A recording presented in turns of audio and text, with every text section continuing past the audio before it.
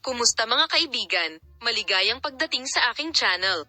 Si Engin Akyurek, isa sa mga matagumpay na aktor ng Turkish telebisyon at sinehan, ay tumugon ng malupit sa mga batikos na ibinato sa kanya sa isang panayam kamakailan. Tinapos ni Akyurek ang mga talakayan na matagal nang nasa agenda sa pamamagitan ng pagbibigay ng malinaw na sagot sa binata na nagpapabigat. Nakatawag ng pansin ang aktor sa pagsasabing hindi mo maaaring kwestiyonin ang aking pagkaama. Tumugon si Akyurek sa pamumuna ni Ergen sa kanya sa isang panayam sa isang programa sa telebisyon.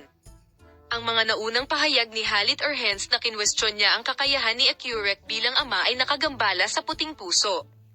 Kapansin-pansin din na ang isang puso ay hindi na nahimik sa harap ng mga batikos na ito at nagbigay ng malupit na tugon. Ang aktor ay nagpadala ng isang malupit na mensahe sa panayam na nagsasabing, "Wala kang karapatang tanungin ang aking teenage paternity." Ipinahayag din niya na hindi siya tatanggap ng anumang panlabas na paghuhusga tungkol sa kanyang pribadong buhay at mga relasyon sa pamilya. Sinabi ni Akyurek, "Sana ang aking pribadong buhay at pamilya ay igalang at walang sinuman ang dapat maglagay ng sikat kaysa sa akin."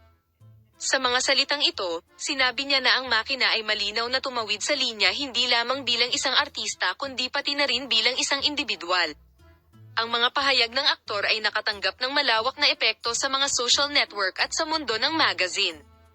Bilang karagdagan, ang mga nakaraang pahayag ni Ergens at ang reaksyon ni Akyurek ay naging paksa ng lumalaking debate sa media at mga tagahanga. Ang kanyang mga deklarasyon ng dalisay na puso ay hindi lamang nagpoprotekta sa kanyang sariling personalidad at pamilya, ngunit nagdulot din ng pagtalakay sa mga limitasyon ng pribadong buhay sa Turkish media at lipunan. Nang Halit Ergens, ngunit gayon din ng mga kilalang tao sa pangkalahatan. Mabilis na kumalat sa mga social network ang mga mensahe ng suporta at pagpuna sa pagitan ng magkabilang partido.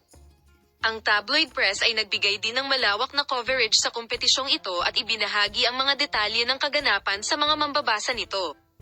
Habang ang mga pahayag ni Engin Akyurek ay itinuturing na isang matapang at makatwirang paninindigan ng maraming tao, ang pag-alis ni Halit Ergens ay binatikos. Salamat sa lahat ng nanonood ng video.